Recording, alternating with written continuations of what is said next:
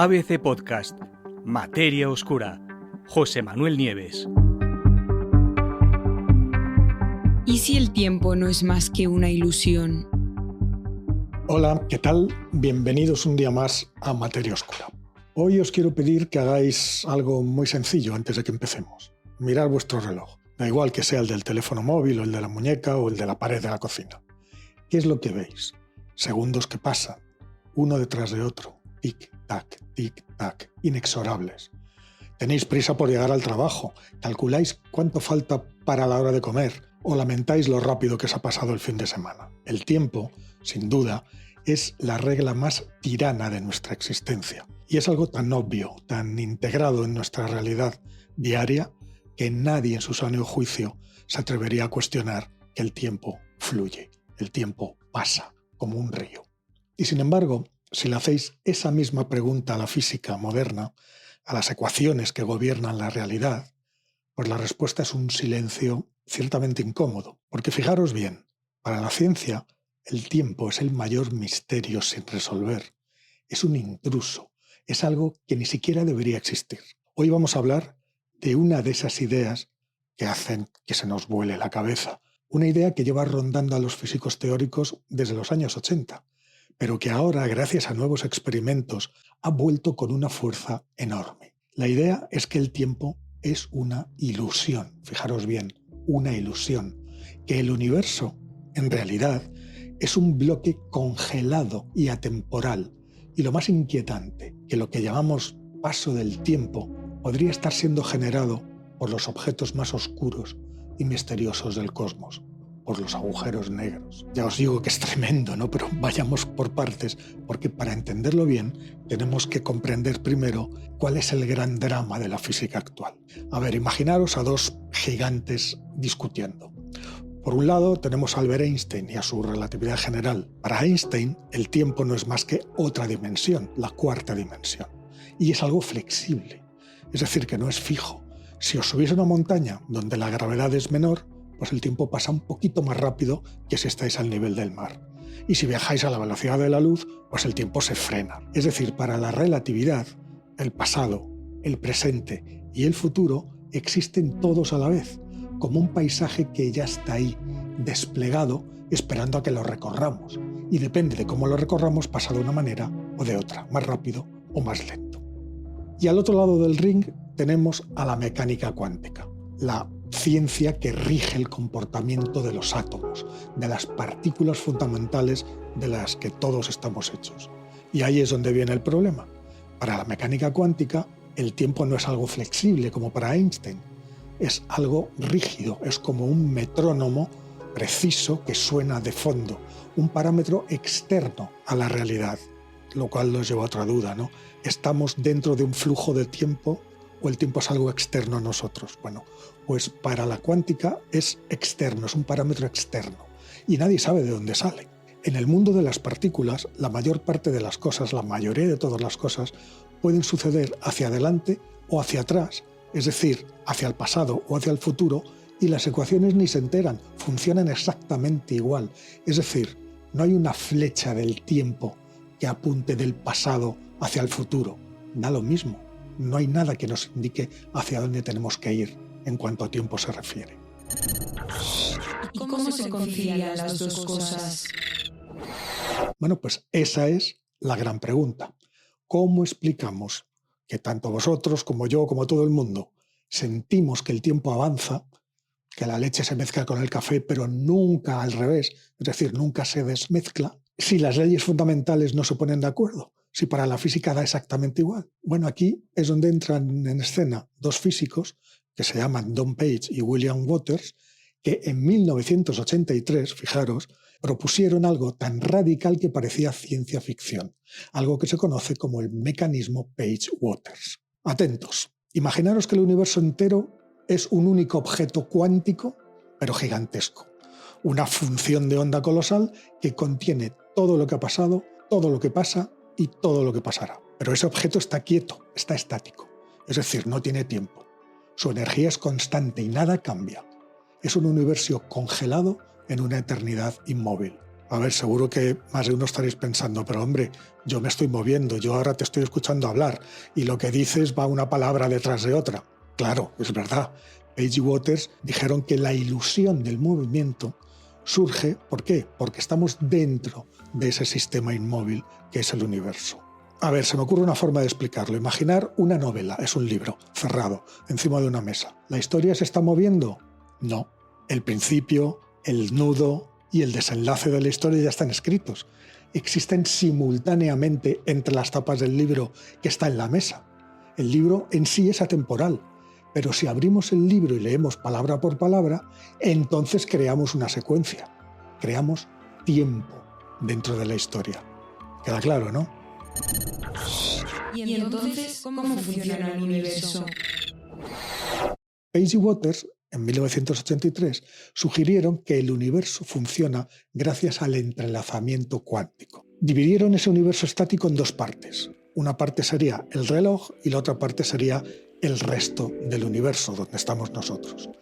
Y debido a que esas dos partes están cuánticamente entrelazadas, sabéis que el entrelazamiento cuántico es esa especie de conexión fantasmal, donde lo que le pasa a una partícula que está entrelazada con otra afecta inmediatamente a la otra sin importar la distancia. Bueno, pues debido a que esas dos partes de ese universo estático, el reloj y el resto del universo, están entrelazados, cuando miramos el reloj vemos cambiar también el resto del universo por entrelazamiento. El tiempo, por lo tanto, no sería un río que fluye y en el que estamos todos sumergidos, sería una correlación, sería la consecuencia de comparar una parte del universo con la otra. Bien, quedaros ahí. Durante 40 años esto no fue más que una teoría matemática muy bonita, pero imposible de poner a prueba. Pero, y aquí es donde está lo nuevo, la tecnología cuántica actual sí que ha permitido resucitar esta idea. Y lo ha hecho Paola Verrucchi, una investigadora italiana del Consejo Nacional de Investigación de Italia, y ha logrado construir modelos matemáticos y simulaciones que demuestran que esto de lo que os acabo de hablar, funciona de verdad. ¿Y cómo lo hizo? Pues Verrucchi creó un sistema muy simple, un reloj hecho de pequeños imanes y un sistema que actuaba como un muelle. Visto desde fuera, el conjunto estaba quieto, como congelado en el tiempo. Pero si mirabas desde la perspectiva de los imanes, el muelle parecía moverse, estirarse y encogerse. Es decir, que el tiempo emergía de la nada. Como dice la propia Verrucchi, puedes derivar todas las ecuaciones de movimiento que conocemos a partir de este modelo estático, lo cual resulta fascinante. Pero esto nos lleva a un problema práctico. Porque si el tiempo es una ilusión creada por un reloj universal con el que estamos entrelazados, ¿dónde demonios está ese reloj? ¿Y qué es? A ver, no puede ser un reloj de pulsera ni un reloj atómico de los que tenemos en la Tierra. Tiene que ser algo mucho más fundamental. Y aquí es donde entra la termodinámica, el calor y el desorden, que son los principios que rigen el destino del universo. Porque el universo entero, como sabéis, según la segunda ley de la termodinámica, inevitablemente tiende al desorden, a la dispersión de energía, a la entropía, al equilibrio térmico. Os lo cuento con un ejemplo clásico. Si separamos con una barrera agua caliente y fría en una bañera, pues media bañera estará con agua caliente y media con agua fría. Pero al quitar la barrera, las dos aguas se mezclarán hasta que toda el agua esté a la misma temperatura, es decir, hasta que llegue el equilibrio térmico. Lo mismo ocurre en el universo. Da igual que nazcan nuevas estrellas, lo cual es poner orden en el desorden, un conjunto de átomos que se ordenan para formar una estrella. O que construyamos edificios, juntamos materiales en ladrillos y luego en edificios, es decir, ponemos orden, da igual. O que los átomos se unan y formen seres vivos, otra manifestación de orden. Cualquier cosa que hagamos, cualquier intento de orden, conlleva inevitablemente una cantidad de energía, el uso de energía, y una cantidad determinada de esa energía en forma de calor se pierde, se dispersa en forma de calor y por lo tanto contribuye al aumento del desorden universal, de la entropía general. Pues medir el tiempo también cuesta energía. Los relojes no son observadores pasivos y por eso un investigador de la Universidad Técnica de Viena que se llama Markus Huber lleva años estudiando el fenómeno y ha demostrado que cuanto más preciso sea un reloj, más entropía, es decir, más desorden y más calor, genera. Por lo tanto, un reloj perfecto, con precisión infinita, necesitaría energía infinita y generaría un desorden infinito. Es decir, si el universo tiene realmente un reloj maestro que hace que todo parezca que se mueve, pero en realidad no es así, ese reloj tiene que cumplir 3 condiciones muy difíciles. 1, debe tener una energía inmensa. 2, debe de estar absolutamente aislado para no ser perturbado por el resto del universo. Y 3, a la vez tiene que estar entrelazado cuánticamente con todo lo demás. ¿Se os ocurre algún objeto en el cosmos que cumpla con todo esto? Pensad en algo muy masivo, que está aislado, de donde nada puede escapar. Exacto, los agujeros negros. ¿Y qué hacen los agujeros negros?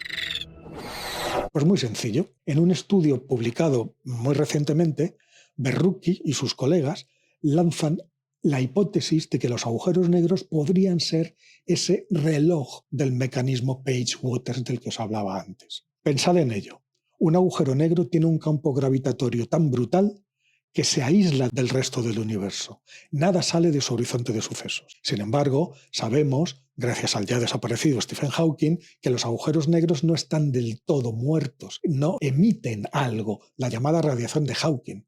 Y a través de esa mínima radiación, el agujero negro está entrelazado con el exterior. Y esa es la clave. La propuesta, por lo tanto, tiene una elegancia enorme, sobrecogedora. El interior de los agujeros negros, conectado con el exterior mediante entrelazamiento cuántico, podría ser realmente el motor que marca las horas para el resto del cosmos. Serían los metrónomos ocultos que al interactuar cuánticamente con la realidad generan la ilusión de que el tiempo pasa para nosotros. Como dice la propia Berrucchi, es el reloj perfecto. No puedes interactuar con él, pero estás entrelazado con él. Si esto resulta ser cierto, pues es algo que cambiaría por completo nuestra comprensión de la realidad. ¿Por qué? Porque significaría que el tiempo no es algo fundamental, sino una cualidad emergente, es decir, que emerge del entrelazamiento, del desorden, de la propia termodinámica. Y dejadme terminar con una reflexión, que no es del todo científica, pero que se desprende directamente de estas investigaciones. A ver, hay algo en física cuántica, que se llama el colapso de la función de onda. Antes de medir una partícula, sabemos que esa partícula está en muchos estados a la vez. ¿Os acordáis del gato de Schrödinger, que estaba vivo y muerto a la vez dentro de la caja? Pero cuando medimos esa partícula, ¡zas!, entre las muchas opciones posibles, se decide por una y se concreta. Eso es el colapso de la función de onda. Y es irreversible. Una vez medido no se puede desmedir, no hay nada, no hay marcha atrás. Pues Berrucchi sugiere que esta irreversibilidad es la clave y que nosotros, como observadores, no somos meros espectadores del tiempo, sino participantes. Es decir, al interactuar con el mundo, al medir la realidad con nuestros sentidos o nuestros aparatos, estamos colapsando posibilidades en realidades que son fijas. Es decir, estamos escribiendo las páginas del libro. Berrucchi lo resume con una frase absolutamente lapidaria. Tú creas el tiempo cuando preguntas qué hora es, cada vez que miras al reloj. Es decir, el acto de observar, el acto de ser conscientes, es lo que convierte a ese universo congelado y eterno en la película dinámica a la que llamamos vida. Mágico, ¿no? Por supuesto queda todavía mucho camino por recorrer, mucha investigación por hacer, pero el camino está abierto, de forma que la próxima vez que lleguéis tarde a una reunión o a una cita y miréis el reloj con angustia, recordad, puede que ese tiempo que os falta no sea más que una ilusión cuántica, una broma pesada del universo tejida por un agujero negro lejano, aunque sinceramente no creo que esa excusa os sirva para vuestro jefe, y menos aún le servirá a vuestra pareja. Sea como sea, esto es todo por hoy. Seguiremos atentos a estas investigaciones apasionantes que literalmente lo que están buscando es entender el modo en que funciona la realidad. Así que os espero a todos la próxima semana aquí en Materia Oscura. Muchas gracias por escuchar. Todos los episodios de Materia Oscura con José Manuel Nieves están disponibles en la web del periódico, abc.es, y en las plataformas de audio.